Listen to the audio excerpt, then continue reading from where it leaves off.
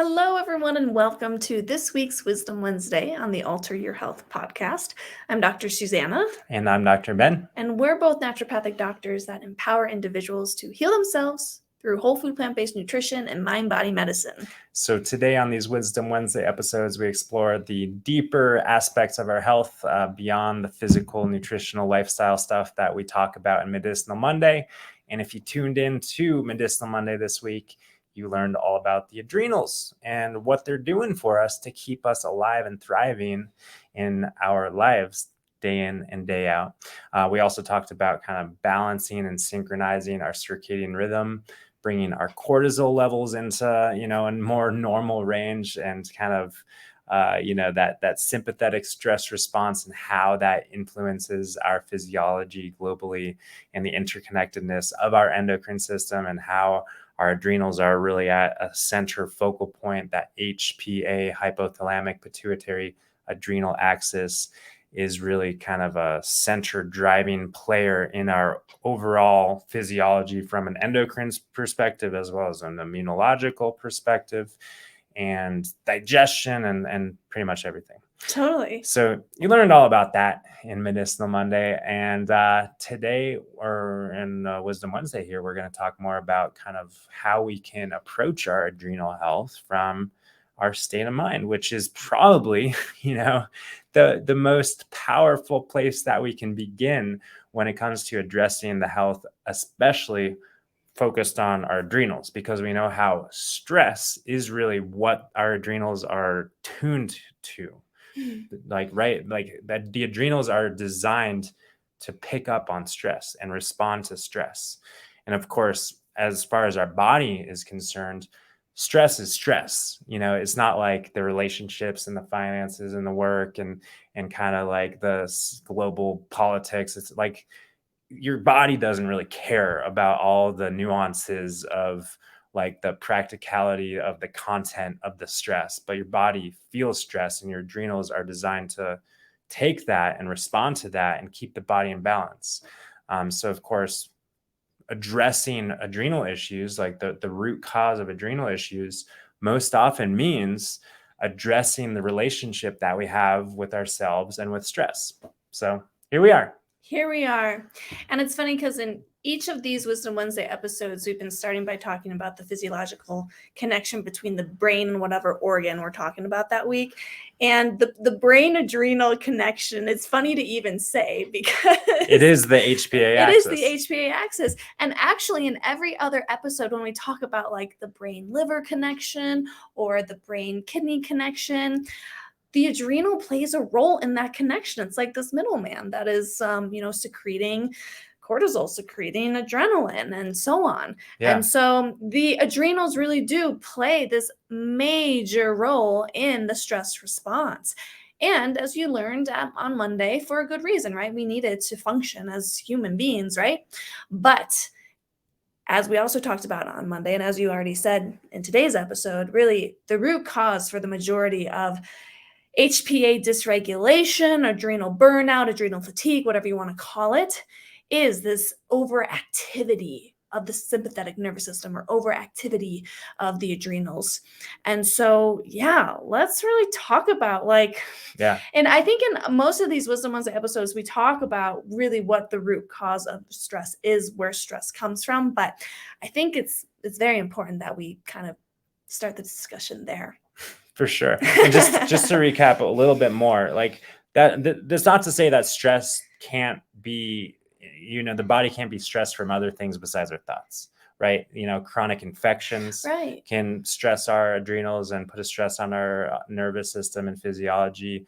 Of course, caffeine. We talked a lot about caffeine on Monday and how caffeine kind of like squeezes the adrenals to kind of work and raise our blood sugar kind of synthetically, you could say, from drinking coffee or caffeinated beverages daily. Over exercising is kind of that, undue stress that we don't need. So I don't know about you, but I don't know if anyone right now in today's world on planet Earth needs more stress. So most of the time when we're talking about balancing the adrenals and balancing the stress response, it really is on the side of like de-stressing. right?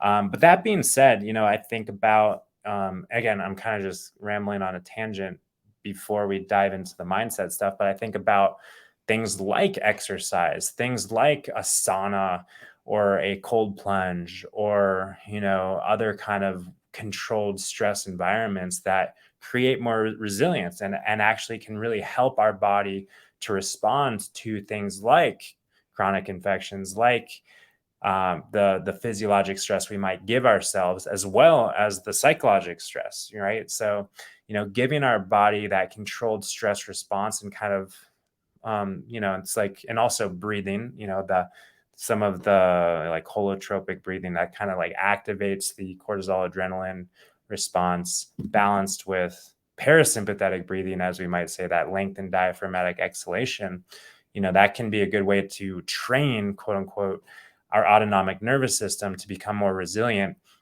Again, not only to the physiologic stressors in life, but also kind of the emotional, energetic, psychological stressors.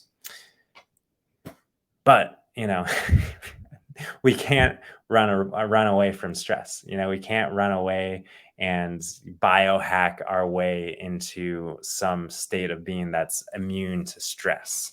Our immunity to stress only lies in our relationship and understanding of where stress comes from.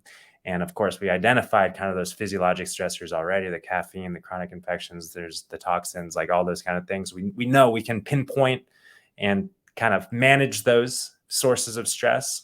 But what about the stress from relationships? What about the stress from work or, global issues or relationship issues? What about those stress? Can we really pinpoint them and get rid of them?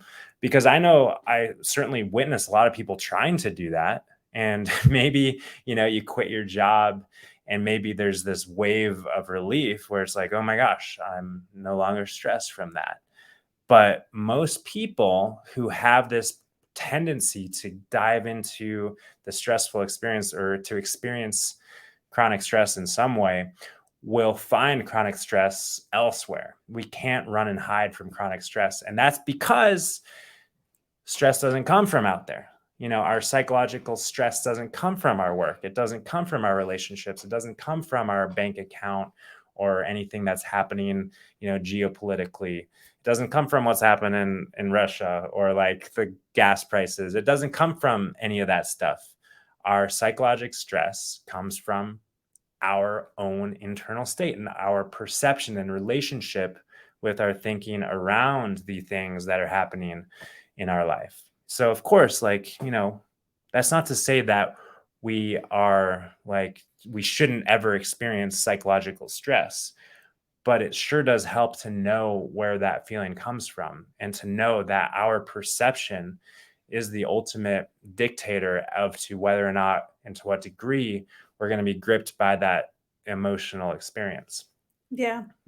Yeah, it's so interesting because as you're saying that, Ben, I was kind of feeling two different things. On one hand, I was feeling this freedom, like, wow, how cool is that? How cool is that? That actually the only source of stress is my own thinking about what's happening. Like, that's very freeing. But on the other side, there was kind of my ego talking, like, what are you talking about, Ben?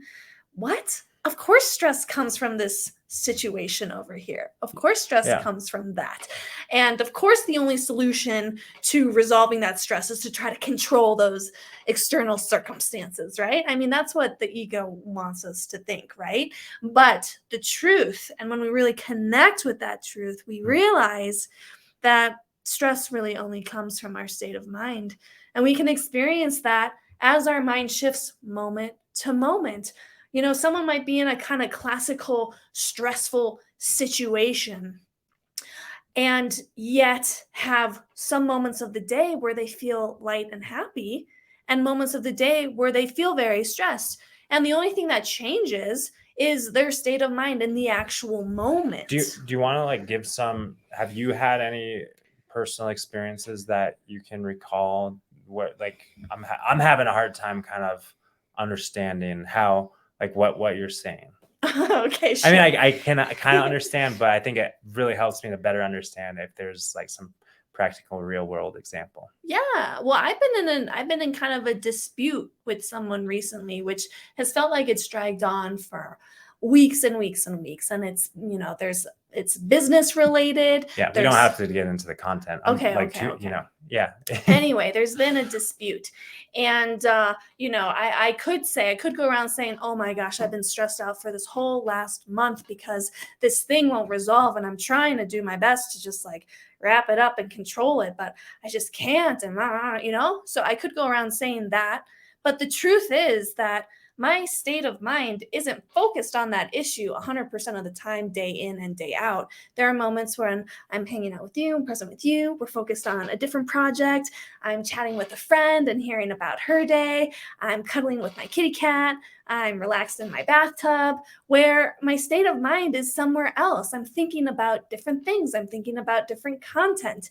And the feeling comes from the content of our minds. The feeling comes from what we're thinking in that very moment. So you could be like in the bathtub and, your candles lit and saying your affirmations or whatever. And I could come in and ask you like, so what's the deal with, this issue? Right. And, that's just and your state of mind and state of emotion would probably shift. Maybe it would shift dramatically and maybe it would shift more subtly, but it would shift. Mm-hmm. And that thing, like the content, the story, the life, life is happening, but our focus and where we're looking and orienting ourselves in terms of our internal experience is dynamic and shifting moment to moment. So it's like life can be happening out there, but we can, it's like, I don't know, there's a lot of people who just choose the out of sight, out of mind mentality, which is so accurate. When something is out of sight, it is out of mind, and then we put it in sight and it comes into mind. And then we have that emotional response to that. So yeah, I'm just kind of better understanding the mechanics of this inside out reality of where our emotional experiences are coming from. And I think that hopefully it's like I trust that for people listening in, it's like, okay, I get it, conceptually I get it, it's like, yeah, but like I've experienced these chronic stressful thoughts, I've got like these issues and I've got to take care of this stuff. And like for you, I've got to take care of this issue. And it's like I can lay in the bathtub all day and kind of orient myself in this direction towards more peaceful state of mind and kind of out of sight, out of mind mentality. But then there might be thoughts of, oh, well, that's like irresponsible. I've got to like take responsibility and take care of business and do those things and pay my bills and take care of kids and, show up at work and have all of these things. So do you want to speak a little bit to that balancing act of being in the world and showing up and taking responsibility, but also being sovereign and responsible for our internal state and not kind of hooked on that hook and that leash of the outside circumstances are pulling me emotionally into different states? Sure. Yeah. And I think it is helpful to just bring up a few more examples of like classic stressful experiences, like going through a divorce or, I don't know, we had someone tell us recently, like, oh, building a house is like such a stressful thing, or moving is such a stressful thing. And, these are typically things where people are like, oh, I just can't wait until this is over. Right. But getting through that, sometimes long period of time doesn't mean that you have to 100% always be focusing on the issue to solve the problem. And actually, the better, fresher solutions generally come when we're disengaged from thinking about the problem itself.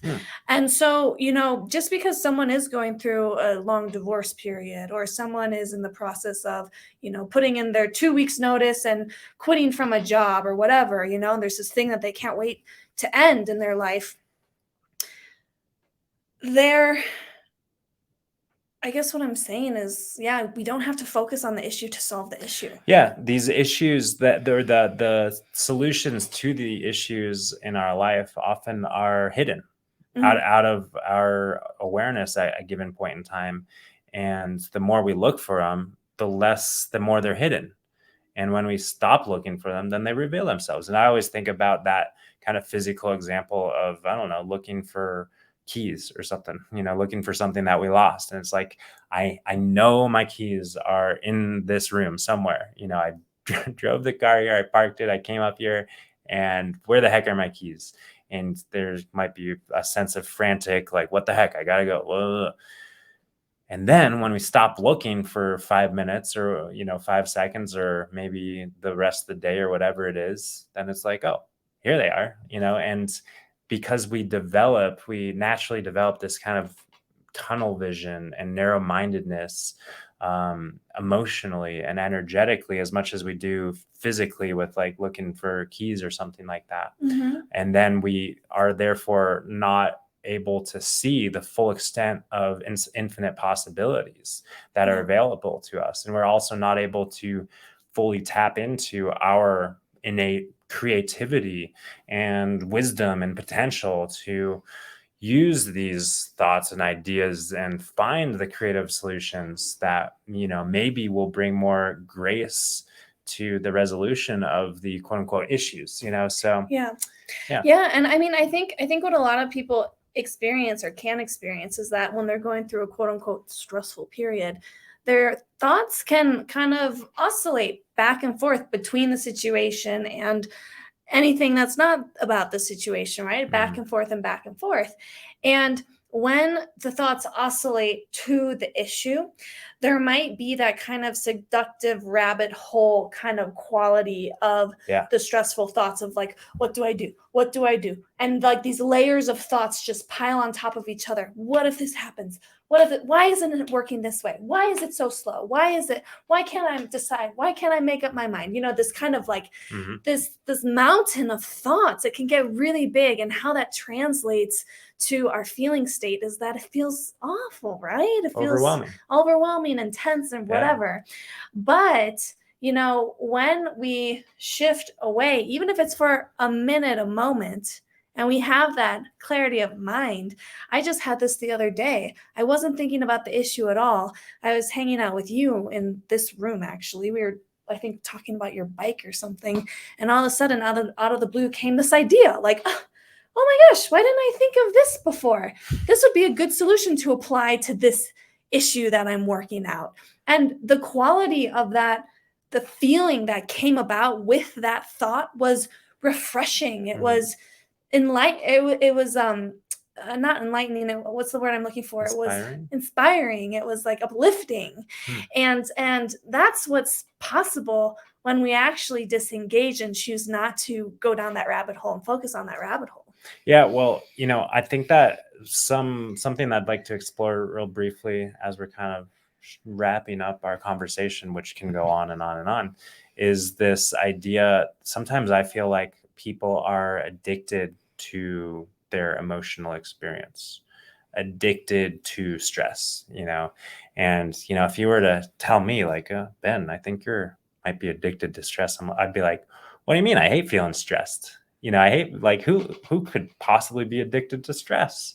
Like, why would I be addicted to stress? But I think that on some level, physiologically, our bodies become accustomed to experiencing stress, to experiencing the effects of psychological stress, the thoughts that we feel and are embodying. And, that could maybe look like someone who's just obsessed with drama, likes drama and just the excitement of life. But I also think about how so many people, and myself included, largely, it's kind of hard to unplug.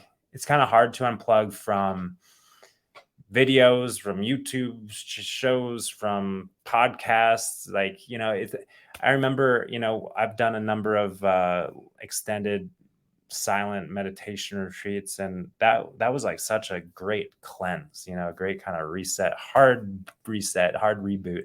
And so sometimes I've had the thought, I don't know about you, Suzanne, I feel like you'd probably approach it better than I would these days, but like, I don't know how I do with that. I did just fine with that a few years ago, but I feel like there's kind of this, like, society kind of brings about this toxic, abusive, addictive relationship with kind of stress, and just kind of all the what am I trying to say? Like all the clickbaits and all the short attention spans and the TikToks and the reels and all these like little short things that just like spark the dopamine, spark the stress, spark the different emotional responses and reactions. And it's like we don't even hardly have the time and patience and bandwidth and state of mind to sit down and digest like a movie. Sometimes it's like we need the action movie, we need the movie with a lot of drama and a lot of stuff, the old timey, just slow, drawn out kind of whatever style movie like that. It's might be hard for us to really be engaged with, because life has a way of hooking us. And so I think that's all to say. I'm just kind of unpacking this for myself also, just to you know see how we can relate with this addiction, or relate with these patterns or tendencies and relationships with devices and screens and content and video and thoughts, in a way that's more kind of oriented in that direction of natural alignment and resonance with nature and our default peaceful state of mind, versus allowing ourselves to be hijacked by this kind of fear mongering, like short attention span, clickbait sort of stuff. And again, knowing that our internal experiences are not generated from the YouTube videos, they're not generated from the headlines or CNN or any source of like news media or movies or Hollywood or music. Our internal state is generated from within. But how can we create an environment, or at least like consider our environment, so that we're not always tempted to jump into these rabbit holes? How can we allow ourselves the kind of, set ourselves up for success? I think, just as someone who's maybe struggling with, substance abuse or alcohol or whatever it is, they probably are going to at some point choose to like no longer go out to the bar each and every night. Of course, once we like heal that, once we kind of clear that, then it's like, oh yeah, I can go to the bar and enjoy time with friends and not be tempted to abuse alcohol or have a drink or whatever it is. But during that time of recalibration, how can we set ourselves up for success to kind of allow ourselves and our bodies and our nervous systems and our psyches and our souls to reground and reconnect with the innate default peaceful natural state? And I'm just kind of, I don't have like a clear-cut answer. I think the answer is different for us all, but I think it's something that maybe we can all consider. Yeah, that's important. And I know that this is running a little bit long, but there's one more thing that I just want to address, which is, when we're talking about stress, I think our conversation so far has been focused on kind of like situations, challenging situations that bring up worry, or they bring up anger, or they bring up impatience, or they bring up, whatever. But I want to just make it super clear that when the body perceives stress, like it actually, the quality of the emotion, the flavor of the emotion, it doesn't matter so much whether it's like we're afraid, we're jealous, we're angry, we're sad. That is all stress for the body. And so maybe you don't resonate with like some of the things we talked about. Maybe you're like, oh, well, I don't have any like big crazy things happening in my life, and I don't really watch the news that much. That doesn't mean that you know you're like clear. And I mean, of course we all know, because our body gives us the feedback Yeah, body every doesn't lie. single moment. Yeah. And so that's really, I think, the piece here that we've kind of been pointing to but haven't really said flat out, which is that the feedback our body gives us, the feeling state we get, that's really the indication of where our mind is in the moment. And so if we feel even like a little subtle discomfort, anxiousness, constriction, however it feels for Yeah. you. I think what you're also kind of alluding to is intuition, the more subtle, non-palpable feelings. Maybe the feelings are a little more palpable, or maybe it's just that subtle resonance or intuitive sense, for lack of a better term. Yeah, and it's all, that's just how beautifully divine our bodies were designed, is to give us the feedback so that we can catch ourselves, we Yeah. can catch our state of mind going in a direction that's ultimately not going to be supportive for, that peaceful state of the nervous system, and we can say, "Oh wow, hey, look at that. I was going down a rabbit hole and all right." And that's it. Once we catch ourselves in the in moving in that direction, then it just can like dissolve from there, honestly. Just like, when we go on a cleanse and we clear up, and then we go and have like French fries, and it's like, oh, that kind of gave me a little food hangover. That wasn't good. Body clears from that, and it's like, I'm not going to go back to that.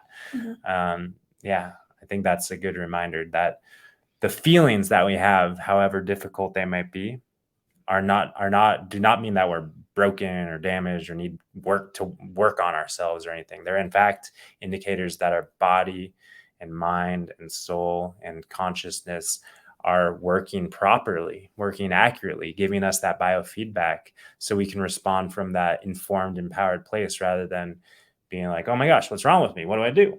Yeah. Yeah, So, in fact, there's actually nothing that we need to do in order to stress less. It simply is a natural byproduct of understanding how this system works totally. and Well tuning said. into the feeling state of the body, right? Yeah. So do less, try less, work on yourself less. And oh my gosh, we could, go on and on about just that whole dynamic and worldview and industry, I guess you could say, around like self-work and where's that taking us. So maybe a little bit less of that, maybe a little bit more understanding and compassion. And yeah, I guess maybe that's a good place to wrap up. I think so. Cool. So we look forward to catching you guys next week for more good stuff. Bye for now.